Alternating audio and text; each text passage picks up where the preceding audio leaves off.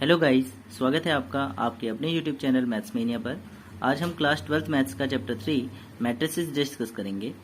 इस वीडियो में हम इस चैप्टर से रिलेटेड बेसिक कॉन्सेप्ट्स को कवर करेंगे। तो आइए स्टार्ट करते हैं। पहले देख लेते हैं definition. A rectangular array of numbers enclosed bye A square bracket is called a matrix. जैसे कि आप एग्जाम्पल में देख रहे हैं, मैंने एक स्क्वायर ब्रैकेट यूज करके कुछ एलिमेंट्स उसके अंदर रखे हुए हैं, जैसे कि ए, बी, सी एंड डी। यहाँ पर मैंने ये एलिमेंट्स 2 रोज एंड 2 कॉलम्स की फॉर्म में रखे हैं। इट मीन्स मैंने इनको एक रेक्टेंगुलर एरे का सिस्टम मैंने इनको दिया हुआ है, और ये एक 2x2 मैट्रिक्स है। अब ये 2x2 से क्या मेरा मीनिंग है, ये अभी आगे हम वीडियो में देखेंगे। तो आइए देखते हैं। If there are m rows and n columns in the rectangular array, then total number of elements are m into n. It means अगर आपके मैट्रिक्स का ऑर्डर m into n है, तो number of elements of that matrix इन दोनों order के जो numbers हैं इनके मल्टीप्लिकेशन के इक्वल होगा। जैसे देखिए यहाँ पे 4 एलिमेंट्स हैं, 2 into 2 4, 2 रोज हैं, 2 कॉलम्स हैं। It means 2 into 2। ये फर्स्ट नंबर जो है नंबर ऑफ रोज को रिप्रेजेंट करता है, एंड जो सेकंड नंबर है ये नंबर ऑफ कॉलम्स को रिप्रेजेंट करता है। और number of rose and number of columns के जो नंबर्स हैं उनको मल्टीप्लाई करने पर जो हमें वैल्यू मिलती है वो नंबर ऑफ एलिमेंट्स को रिप्रेजेंट करती है। तो if there are m rows and n columns in the rectangular array, then the total number of elements are m cross n। m into n के equal total number of elements होंगे। Also the matrix is called the m into n matrix. ये जो m into N जो मैंने यहाँ पे symbolize किया हुआ है, ये मैट्रिक्स का सिंबल कहलाता है। आइए देख लेते हैं general expression of a matrix. किसी भी मैट्रिक्स का जनरल एक्सप्रेशन कुछ इस प्रकार का होता है। ए इक्वल टू एंड ब्रैकेट के अंदर हम एक स्मॉल ए को यूज करके आई एन जे सबस्क्रिप्ट यहाँ पर लगाते हैं। इट मीन्स ये जो एलिमेंट होगा, ये जो ए आई जे है, ये जो एलिमेंट होगा ये ith row and jth column का एलिमेंट होगा, और ये जो मैट्रिक्स है इसका ऑर्डर m इंटू एन है। इस तरीके से हम किसी भी जनरल मैट्रिक्स को रिप्रेजेंट करते हैं। एग्जाम्पल देख लेते हैं। Construct 2 into 3 matrix F. इस ऑर्डर का हमें एक मैट्रिक्स कंस्ट्रक्ट करना है, जबकि उसका ए आई जे, इट मीन्स उसका जो जनरल एलिमेंट है वो कुछ इस तरीके से रिप्रेजेंट होता है। यानी कि हमें ये फंक्शन दिया हुआ है जो कि A I J, ith row and jth column के एलिमेंट को हम फाइंड कर सकते हैं उसकी वैल्यू इस फंक्शन के थ्रू। हाफ एंड ये मॉडुलस फंक्शन है, और इसके अंदर जो वैल्यूज हैं वह है 5i माइनस 3j। तो सॉल्व करते हैं। अगर हम i की जगह पे 1 एंड देखिए ये 2 into 3 मैट्रिक्स है, इट मीन्स इसमें मैक्सिमम नंबर ऑफ रोज 2 हैं and maximum number of columns इसमें 3 हैं। तो i की जगह पर हमारी वैल्यू 1 हो सकती है एंड 2 हो सकती है, और j की जगह पर हमारी वैल्यू 1 2 3 ये हो सकती हैं। तो पहला एलिमेंट हमारा जो होगा वो होगा a11 एंड सेकेंड एलिमेंट होगा a12, थर्ड 13, 21, 22, 23। इस तरीके से हमें i और j की वैल्यूज यहाँ पर रखनी है। तो हमारे पास 2 into 3 6 एलिमेंट्स हमारे को यहाँ पर मिल जाएंगे। अब ये मैंने वैल्यूज कैसे फाइंड की हुई है, मैंने i और j की वैल्यू यहाँ पर रखी हुई है। 5 के साथ i मल्टीप्लीकेशन में है एंड j जो है 3 के साथ मल्टीप्लीकेशन में। फिर हमने उनका माइनस करना है एंड देन मॉड उनका निकालना है। यानी कि अगर वैल्यू नेगेटिव है तो पॉजिटिव हो जाएगी, और अगर वो पॉजिटिव है तो भी पॉजिटिव रहेगी, और फिर हमने उसका हाफ करना है। तो इस तरीके से आप पॉज करके देखेंगे यहाँ पर, तो a11, a12, a13, a21, 22, 23 इनकी वैल्यूज जो है 1 हाफ 2, 7/2, 2 एंड 1 हाफ। तो इस तरीके से हमारे पास ये वैल्यूज आ जाती हैं, और जो हमारा जो मैट्रिक्स है वो कुछ इस तरीके से दिखता है। ये a11 है, ये a12 है, 13 यानी first row first column, second column third column, second row first column, second column third column. आइए एक एग्जांपल और देखते हैं। For a matrix of 12 elements what are the possible orders. यानी कि अगर किसी मैट्रिक्स के अंदर 12 एलिमेंट्स हैं तो उसका ऑर्डर क्या क्या हो सकता है। We know that m cross n has to be 12, यानी कि जो ऑर्डर का मल्टीप्लीकेशन है वो 12 होना चाहिए। तो all possible orders for such a matrix are this this this and this and this. ये क्या है, 12 cross 1, 1 cross 12, 3 cross 4, 4 cross 3, 6 cross 2, 2 cross 6। ऐसा क्यों, क्योंकि देखिए इनको अगर आप मल्टीप्लाई करेंगे तो आपको 12 मिलेगा। और यहाँ पे देखने वाली बात ये है, जो नोट करने वाली बात है वो ये है कि number of rows must be equal to the factor of total number of elements. यानी कि जो टोटल नंबर ऑफ एलिमेंट्स हैं उसके जो फैक्टर्स होंगे, यानी कि 1 2 3 4 6 एंड 12, ये 12 के फैक्टर्स हैं। यानी टोटल नंबर ऑफ एलिमेंट्स का जो नंबर है उसके जो फैक्टर्स हैं उसकी फॉर्म में हमारे नंबर ऑफ रोज होने चाहिए. Number of rows must be equal to the factor of total number of elements. Here factors of 12 are these. This implies हमारे पास जो रोज के लिए पॉसिबिलिटीज हैं वह है 12, 1, 3, 4, 6 एंड 2. तो ये हमारे पास पॉसिबिलिटीज हैं जो हम नंबर ऑफ रोज के लिए रख सकते हैं. उसके अकॉर्डिंगली हम नंबर ऑफ कॉलम्स के लिए वैल्यू रखेंगे ताकि जो टोटल मल्टीप्लीकेशन है वो हमें 12 मिले. अब अगला जो टॉपिक है वो है टाइप्स ऑफ मैट्रिसेस. तो जो पहला टाइप है मैट्रिक्स का वो है row matrix. A matrix having only one row, यानी एक ऐसा मैट्रिक्स जिसमें हमारे पास नंबर ऑफ कॉलम्स तो कितने भी हो सकते हैं बट नंबर ऑफ रोज हमारी सिर्फ 1 होगी. देखिए 1 रो एंड 4 कॉलम्स. ये 4 की जगह पे कोई और दूसरा रैंडम वैल्यू हो सकता है बट नंबर ऑफ रोज की जगह पर हमारा 1 होगा. इसी के तरीके से कॉलम मैट्रिक्स भी होता है. अ मैट्रिक्स हैविंग ओनली 1 कॉलम, यानी हमारे यहाँ पास नंबर ऑफ कॉलम्स 1 होंगे, रोज कितने भी हो सकते हैं. देखिए यहाँ पर ये हमारा नंबर ऑफ रोज 3 है. यहाँ पर कोई और रैंडम वैल्यू भी हो सकती है बट नंबर ऑफ कॉलम्स यहाँ पर हमारे 1 होंगे. जो तीसरा टाइप है वो है zero matrix. A matrix with all its elements as zero, यानी ऐसा मैट्रिक्स जिसमें सभी एलिमेंट्स जीरो हो, चाहे अगर वो 1x1 मैट्रिक्स है या फिर 2x2 मैट्रिक्स है एंड 2x3 मैट्रिक्स है या फिर किसी और ऑर्डर का भी वो मैट्रिक्स है बट जो एलिमेंट्स है उस मैट्रिक्स के वो सभी जीरो होने चाहिए. तो इस तरह का जो मैट्रिक्स होगा वो जीरो मैट्रिक्स होगा. जो फोर्थ टाइप है वो है square matrix. A matrix having the same number of rose and columns is called square matrix, यानी ऐसा मैट्रिक्स जिसका जो ऑर्डर है वो कुछ इस प्रकार का होगा 2x2, 3x3. इट मीन्स जो m और n है वो सेम होंगे. Order of A square matrix is m cross m और n क्रॉस n. कुछ इस प्रकार का ऑर्डर होगा अगर किसी मैट्रिक्स का तो वो स्क्वायर मैट्रिक्स कहलाएगा. ये एग्जांपल्स मैंने यहाँ पर रिप्रेजेंट किए हुए हैं. जो फिफ्थ टाइप है वो है डायगोनल मैट्रिक्स. अ मैट्रिक्स, और देखिए डायगोनल मैट्रिक्स की डेफिनेशन को डायगोनल मैट्रिक्स को डिफाइन करने से पहले हमें ये पता होना चाहिए कि डायगोनल मैट्रिक्स तभी डिफाइन होगा जब हमारे पास कोई स्क्वायर मैट्रिक्स हो, यानी diagonal matrix is always a square matrix. A matrix which is square matrix in which all elements aij where I not equal to j are zero is called a diagonal matrix. यानी diagonal matrix एक ऐसा matrix होता है जिसमें वो सभी aij यानी वो सभी एलिमेंट्स जिनके लिए number of rose and columns different हो वो जीरो वैल्यू रखते हो. जैसे कि नीचे मैंने एग्जांपल्स दिए हुए, ये 2x2 मैट्रिक्स है, 3x3, यानी दोनों स्क्वायर मैट्रिक्स हैं. डायगोनल मैट्रिक्स के लिए जैसे मैंने आपको बताया स्क्वायर मैट्रिक्स होना बहुत जरूरी है. तो ये जो डायगोनल एलिमेंट्स हैं ये कुछ भी वैल्यू रखे हैं बट जो नॉन डायगोनल एलिमेंट्स हैं वो हमारे सभी जीरो होने चाहिए. आइए सिक्स्थ टाइप देखते हैं, scalar matrix. A diagonal matrix with all its diagonal elements having the same value, यानी हमारे पास अगर एक ऐसा स्क्वायर मैट्रिक्स है जो कि एक डायगोनल मैट्रिक्स है और उस डायगोनल मैट्रिक्स में जो डायगोनल एलिमेंट्स हैं वो डिफरेंट ना होकर सेम वैल्यूज रखते हो, तो ऐसा डायगोनल जो मैट्रिक्स होगा वो हमारा स्केलर मैट्रिक्स कहलाएगा. यानी स्केलर मैट्रिक्स एक डायगोनल मैट्रिक्स ही होता है बट उसमें जो डायगोनल एलिमेंट्स हैं वो डिफरेंट वैल्यूज ना रखकर सेम वैल्यूज रखते हैं. और जो एक और हमारा जो एट्थ टाइप है वो है यूनिट मैट्रिक्स. ये स्केलर मैट्रिक्स होगा, यानी a scalar matrix in which the value of diagonal elements is equal to 1. देखिए डायगोनल मैट्रिक्स ये कहता है कि जो नॉन डायगोनल एलिमेंट्स है वो जीरो होने चाहिए. स्केलर मैट्रिक्स कहता है जो डायगोनल एलिमेंट्स हैं वो सेम होने चाहिए. अब वो सेम वैल्यू 2 भी हो सकती है, 3 भी हो सकती है और कोई नंबर वैल्यू हो सकती है. यूनिट मैट्रिक्स कहता है कि वो जो डायगोनल एलिमेंट्स हैं वो सेम भी होने चाहिए और वो नंबर वैल्यू 1 ही होनी चाहिए. तो ये तीनों एक ही चीजें हैं. डायगोनल मैट्रिक्स से हम स्केलर मैट्रिक्स को डिफाइन करते हैं, स्केलर मैट्रिक्स से हम यूनिट मैट्रिक्स को. हम ऐसे भी कह सकते हैं कि डायगोनल मैट्रिक्स का स्पेसिफिक केस स्केलर मैट्रिक्स है और स्केलर मैट्रिक्स का जो स्पेसिफिक केस है वो यूनिट मैट्रिक्स है. अब ये मैंने जो एग्जांपल लिया है ये स्केलर मैट्रिक्स और यूनिट मैट्रिक्स दोनों के लिए वर्क करेगा. देखिए यहाँ पर यूनिट मैट्रिक्स इसलिए क्योंकि डायगोनल एलिमेंट्स जो है ऑल 1 वैल्यू रखते हैं और स्केलर मैट्रिक्स इसलिए है क्योंकि जो डायगोनल एलिमेंट्स है वो सेम वैल्यू रखते हैं. अब वो 1 के अलावा अगर 2 भी हो जाती तो भी स्केलर मैट्रिक्स की डेफिनेशन यहाँ पे सेटिस्फाई होती बट यूनिट मैट्रिक्स की डेफिनेशन तब सेटिस्फाई नहीं होती. तो ये जो एक अकेला ये एग्जाम्पल है दोनों के लिए यहाँ पर फिट बैठता है. आइए 8th टाइप देखते हैं, इक्विवेलेंट और comparable matrix. Matrices having the same order, यानी ऐसी मैट्रिसेस जिनका जो ऑर्डर है वो सेम है. मे बी एलिमेंट्स मे और may not be the same. Elements चाहे इक्वल हो ना हो उससे कोई मतलब नहीं बट ऑर्डर सेम है तो वो इक्विवेलेंट मैट्रिसेस कहलाते हैं. इक्वल मैट्रिसेस क्या होते हैं? इक्विवेलेंट जो इक्वल मैट्रिसेस होते हैं वो इक्विवेलेंट मैट्रिसेस होते हैं, यानी उनका ऑर्डर तो सेम होगा ही, ऑर्डर सेम होने के साथ साथ उनके जो कोरस्पॉन्डिंग एलिमेंट्स है वो भी सेम होंगे.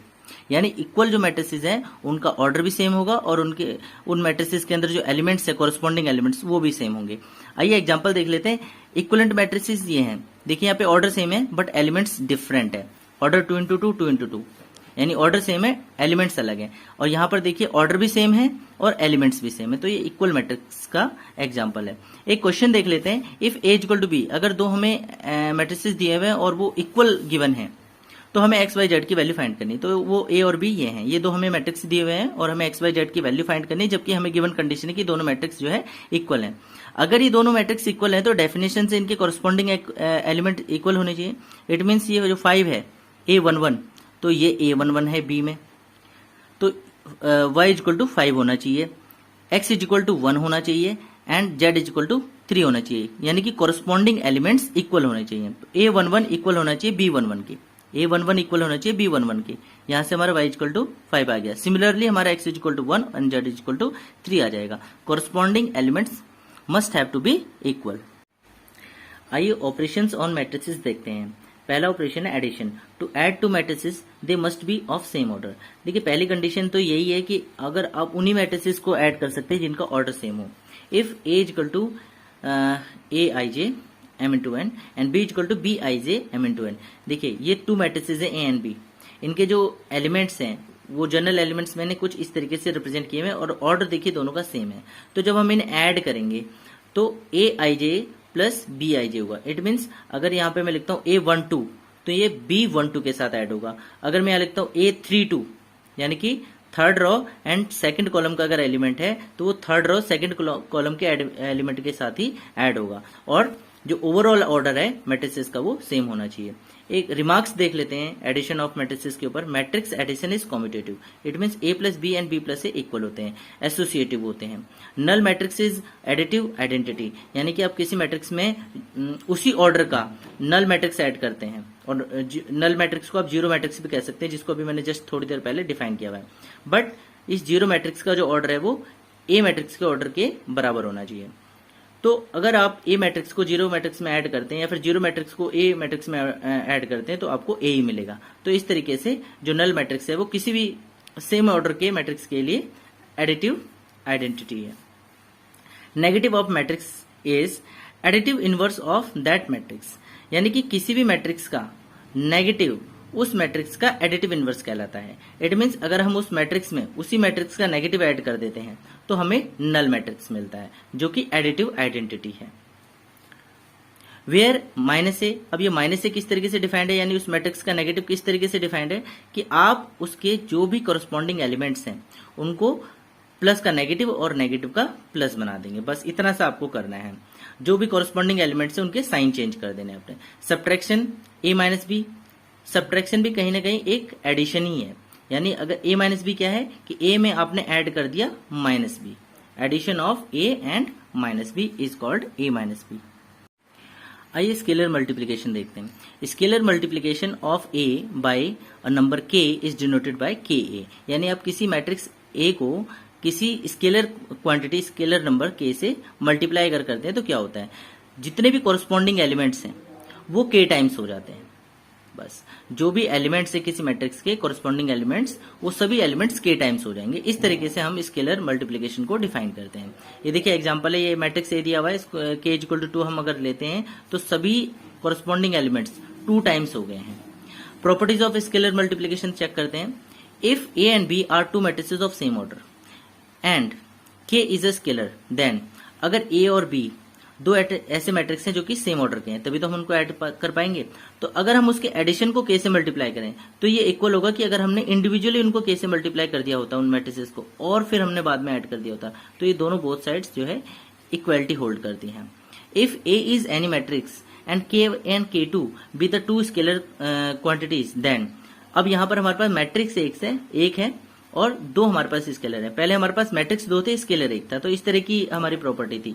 अब हमारे पास 2 स्केलर्स हैं और एक मैट्रिक्स है, तो इस तरह की जो प्रॉपर्टीज हैं होल्ड करती हैं कि अगर हम उन स्केलर्स को मल्टीप्लाई करके a से मल्टीप्लाई कर दें तो वो इक्वल होगा कि हम उन्हें इंडिविजुअली a से मल्टीप्लाई कर लेते और बाद में ऐड कर लेते।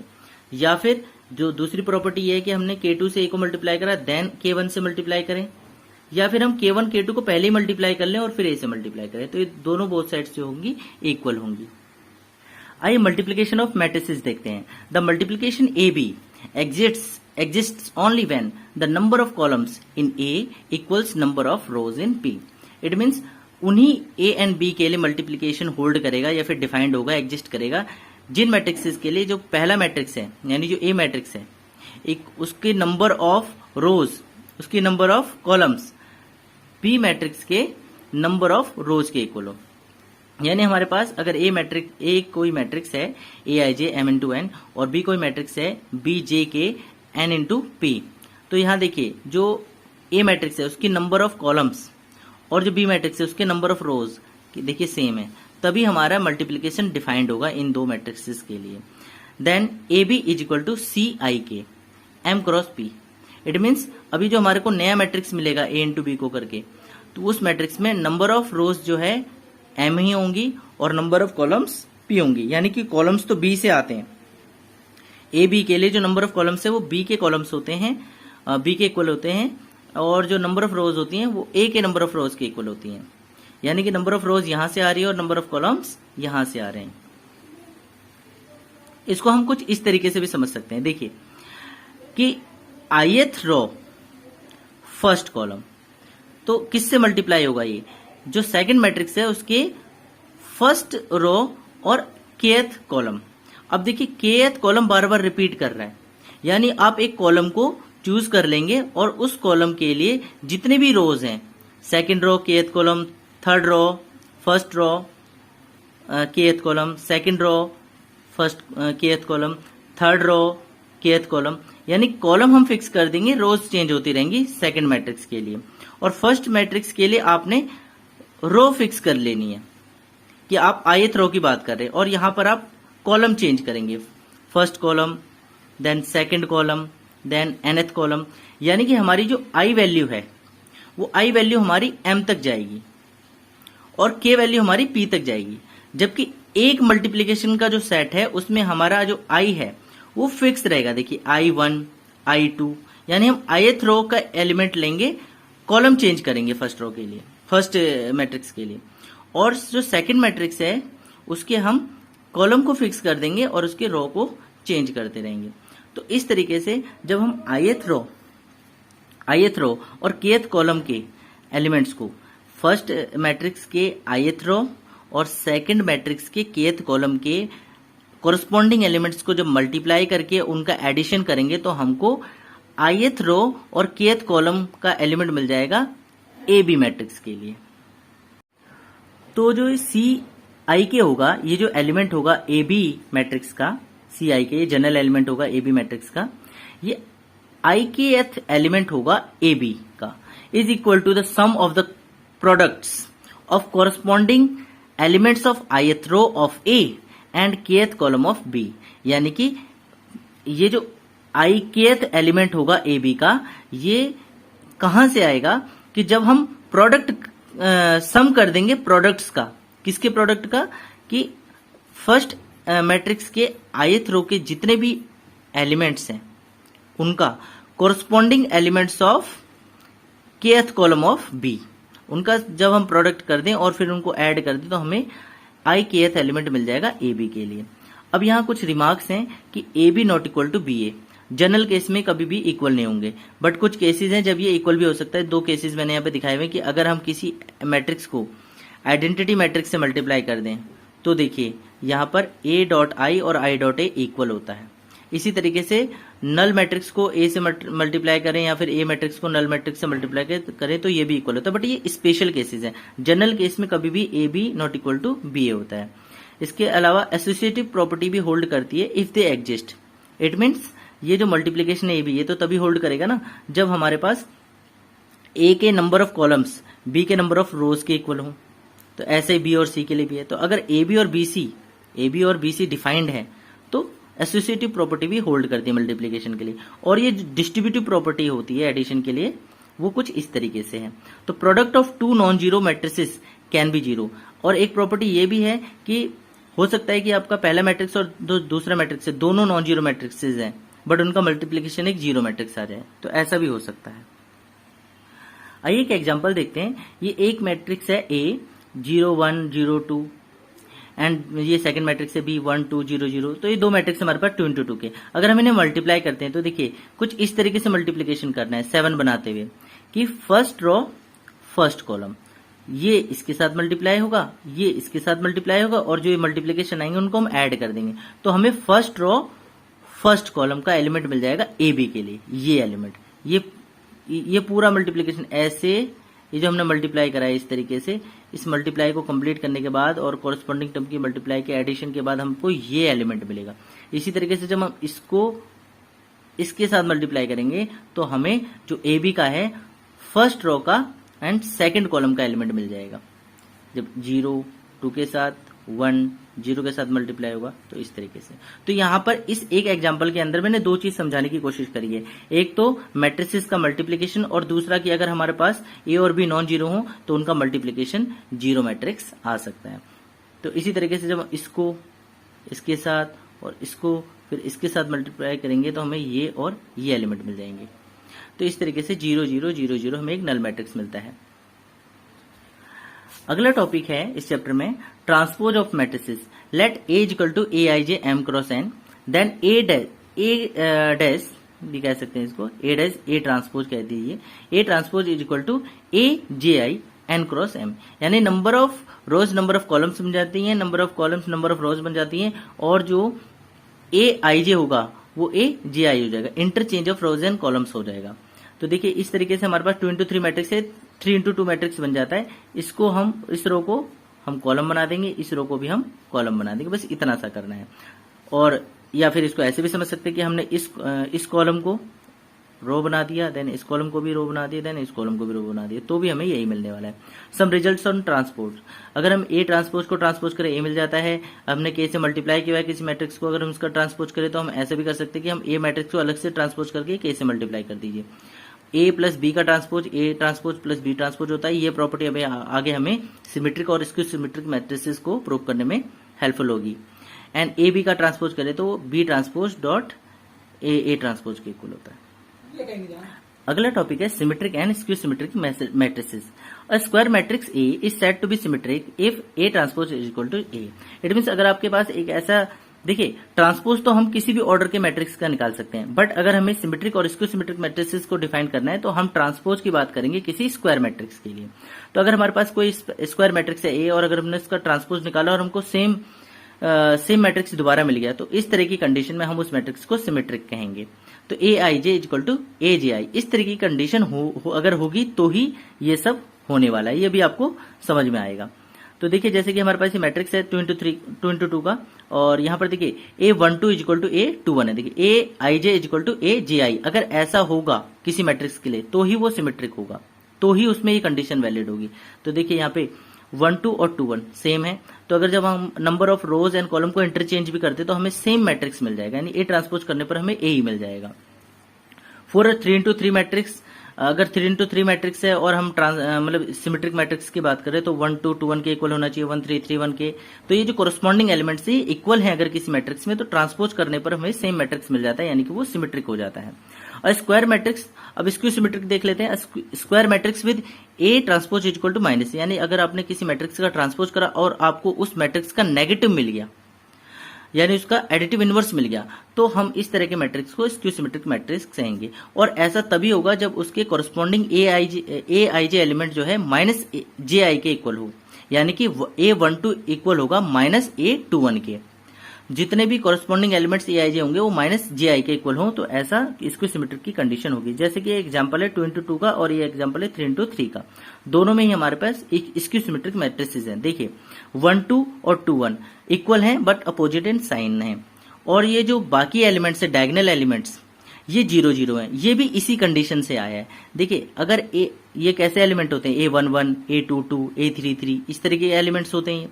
तो अगर Ai इक्वल है Ai के और साइन में अपोजिट है, तो इसको अगर आप सॉल्व करें तो Ai के लिए कंडीशन आ जाती है कि Ai हमेशा 0 होना चाहिए।